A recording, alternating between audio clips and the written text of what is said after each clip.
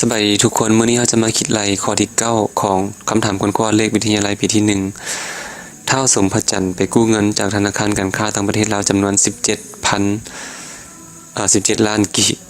ตั้งแต่วันที่12เดือน2 2016กำหนดใช้คืนในวันที่16เดือน12 2019ด้วยอัตราดอกเบี้ย 9.5% จงซอกหาอัตราดอกเบี้ยใน4แบบวันแน่นอนและดอกเบี้ยแบบปกติวันแน่นอนและดอกเบี้ยแบบแน่นอนวันประมาณดอกเบี้ยแบบปกติวันประมาณและดอกเบี้ยแบบแน่นอนแน่นอนว่าเขามีการคิดรายดอกเบี้ยอยู่2แบบเนาะคือคิดรายตามสูตรนี้แบบคิดรายดอกเบี้ยคงต้นแบบปกติก็คือมีการมาหารให้360แบบปกติเนาะคิดรายดอกเบี้ยคงต้นแบบแน่นอนก็คือเอามาหารให้365แต่ก่อนที่จะไปซอกดอกเบี้ยคงต้นแบบปกติหรือแบบแน่นอนจะไปหาวันก่อนนะถ้าเบิ่งปฏิทินเราจะสังเกตเห็นว่าเดือนมังกรจะเป็นวันที่มีเดือนที่มี31วันแล้วก็ข้ามไปอีกมีนา31พฤษภา31กรกฎกับสิงหาจะมี31วันตุลาธันวาแบบนี้จะโค้งไปโค้งมาเรื่อยๆส่วนวัน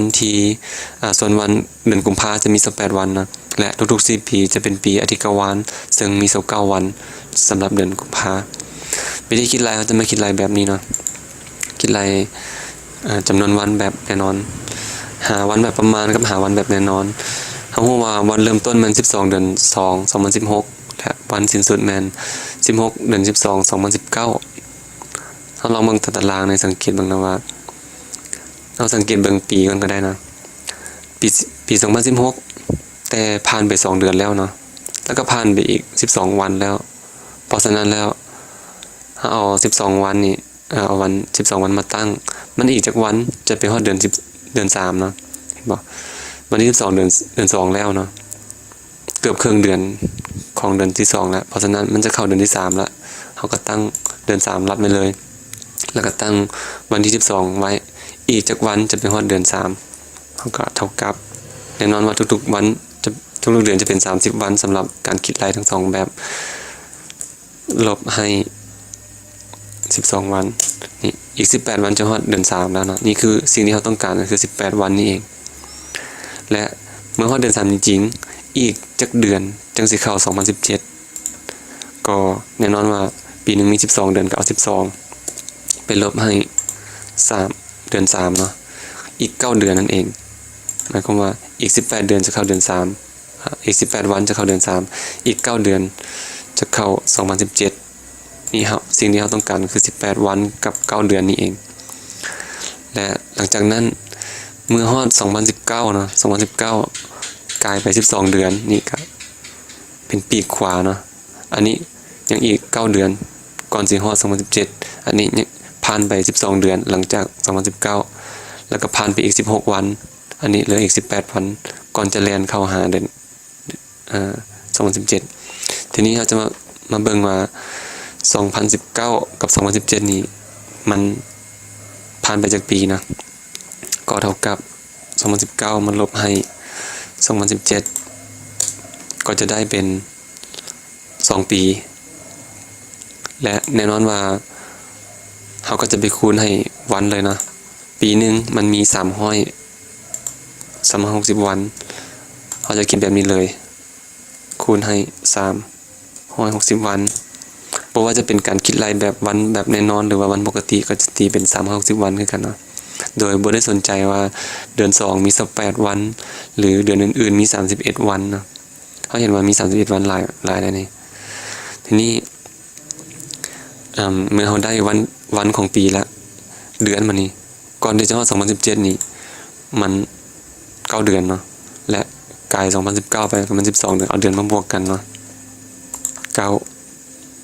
บวกให้12แน่นอนว่าเป็น21เดือนเนาะ21เดือนอันนี้ก็ถือว่าเป็นปีกซ้ายอันนี้ถือว่าเป็นปีกขวาเนาะและบวกกันเป็น21เดือนแน่นอนว่าเขาอยากได้เป็นวันเนาะต้องการวันตอนนี้ก็ต้องเอาไปคูณให้30วันเนาะ29เดือนวงเล็บไว้ก่อนคูณให้30วันก็จะออกมาเป็น630วันแน่นอนต้องไปบวกกับตัวเทิงเนาะเขาก็จะอยู่นี่เลยเพราะว่าเขาต้องการ ค่าไปเรื่อยๆบวกสิ่งนี้เลยนี่ก็คือค่าที่เราต้องการล่าสุดเลยแต่ยังเนาะอยู่ฝั่งนี้18วันและก็ฝั่งนี้ก็ต้องเกินไปอีก16วันเพราะฉะนั้นก็ต้องเอามาบวกกันเท่ากับ18บวกให้16แน่นอนต้องมาบวกให้ตัวเทิงอีกเนาะเพราะว่าเป็นวันสุทธินี่ 1,384 วันนี่คือวันโดยประมาณและวันแบบแน่นอนเนี่ยวันแบบแน่นอนนี่เป็นวันที่คำนึงถึงวันต้นวันเริ่มต้นเนาะก็คือวันที่12นี่เองถ้าเกิดว่าวันที่12ไปหาวันที่13มันตีเป็น1วันมันผ่านไป1วันเนาะแต่บ่ได้คิดไล่วันที่12เพราะฉะนั้นมันคำนึงถึงวันต้นก็จะเอานี่มาบวกให้อีก1วันเป็น 1,385 แต่วันแบบแน่นอนเนี่ยมีการคำนึงถึงอีกตัวหนึ่งก็คือปีอาทิตย์กวาลที่มีเดือนกุมภามี29วันจะต้องไปบวกอีก1แต่อยู่ในโจทย์ของเขาบริกล่าวถึงละเขาก็เลยบ่ได้บวกนะมันจะต่างกันไปอีก1วันสำหรับวันประมาณกับวันแน่นอนตอนนี้อันนี้มันเฮ็ดตามปึ้มเลยเนาะก็คือถ้าใช้แบบเดียวกันใช้ลักษณะแบบเดียวกันและไปคิดไล่โจทย์ที่มีอยู่ในปึ้มนั้นก็จะออกคือกันเนาะแล้วมาเบิ่งว่าอยู่ใน Microsoft มันง่ายกว่านี้เนาะเท่ากับเอาวันสิ้นสุดเป็นลบให้วันเริ่มต้นนี่จะได้1,403 วันแล้วมันออกมันเป็นแบบนั้นจริงๆบ่เอามาพิสูจน์เบิ่งวันที่1เดือน1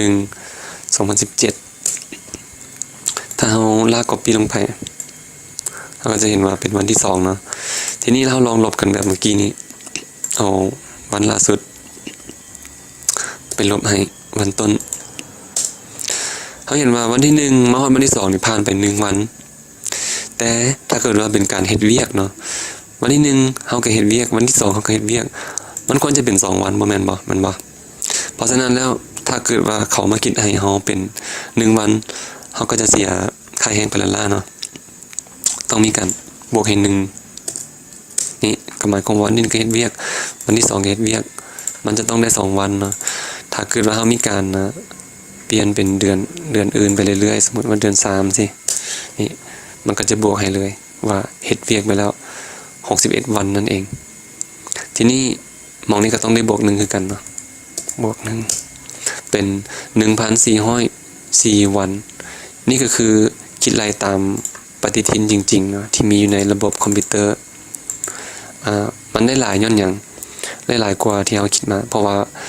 คิดรายวันแบบแน่นอนหรือวันแบบประมาณมันจะเอา30วันล้วนๆแต่เขาเห็นว่าอยู่ในตารางที่เขาแสดงให้เบิ่งนี่มัน30วันนี่มีค่อนข้างหลายเนาะมีหลายเลย1 2 3 4 5 30วันนี่มันมีแต่มีโอกาสมีแต่4หรือ5นึงและ31วันมี1 2 3 4 5 6 7มีหลายนะเพราะฉะนั้นนี่คือเหตุผลที่ว่าเวลาเราบวกเราคำนวณจาก Microsoft Office แล้วมันจะคิดตามระบบคอมพิวเตอร์นี้ก็จะออกมาเป็นวันที่เป๊ะเลยนะปีที่เป็นปีอาทิตย์กวาลก็มันจะเฮ็ดของมันเองสมมุติว่าข้าพเจ้าวันที่1เดือน1เอาแบบนี้วันที่1เดือน1 2017ข้าพเจ้าฮู้ว่า2020เนาะเป็นปีอาทิตย์กวาลนี่และอันนี้ก็จะเป็น2020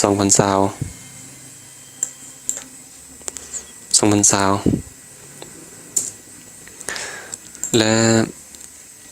ลองเป็นเดือน2วันที่31เดือน1มันมักมีเป็น31เดือน1นี่31เดือน1บ่แม่นอันนี้มันเดือน31เนาะบ่มีนะ31เดือน1ไปฮอดวันที่29บ่ฮอด29เนาะ29เดือน2มันมีเกินบ่ใช่2020มันเดือน2เนาะบ่แม่นเดือน29เนาะใส่ผิดอีก29ต้องใส่ทั้งหน้า มันจะเห็นว่าเป็น30วันเพราะว่า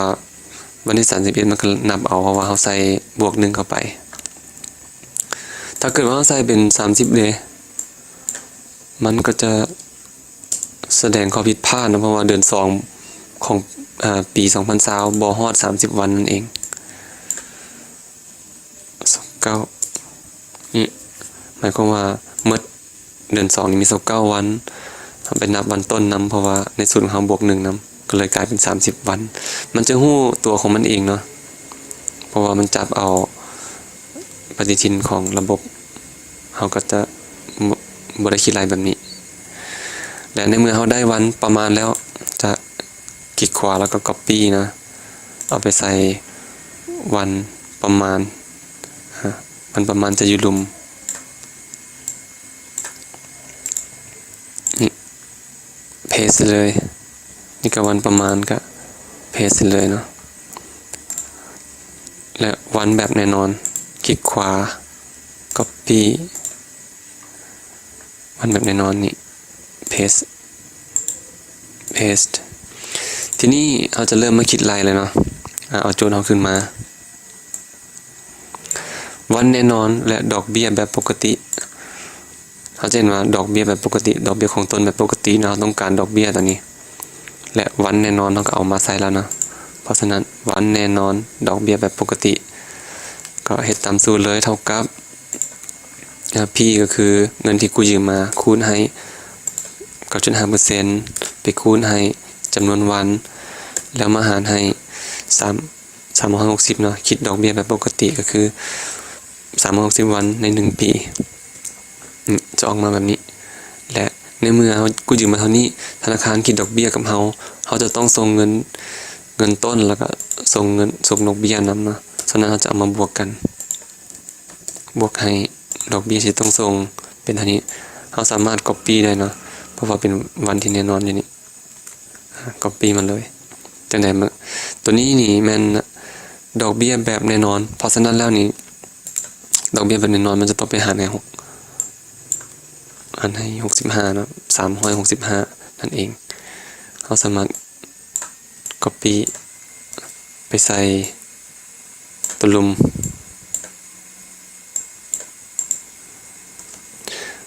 นี่ก็คือเป็นแบบปกติเนาะก็จะไปหารให้360นี่คือคำตอบของข้อต่อไปนั่นเองวันประมาณดอกเบี้ยแบบปกตินี่ดอกเบี้ยปกติวันประมาณต่อไปก็จะเป็นตัวนี้ก็จะเปลี่ยนเป็น365ตัวนี้ก็เป็นคำตอบของข้อสุดท้ายเนาะวันประมาณดอกเบี้ยแบบแน่นอนนี่วันประมาณอยู่นี่นะวันประมาณดอกเบี้ยแบบแน่นอนส่วนมันก็จะต้องไปหารให้นี่ดอกเบี้ยแบบแน่นอนก็คือ365วันอันนี้ก็เป็นคำตอบของข้อที่ซูมออกคำตอบของข้อที่9นะ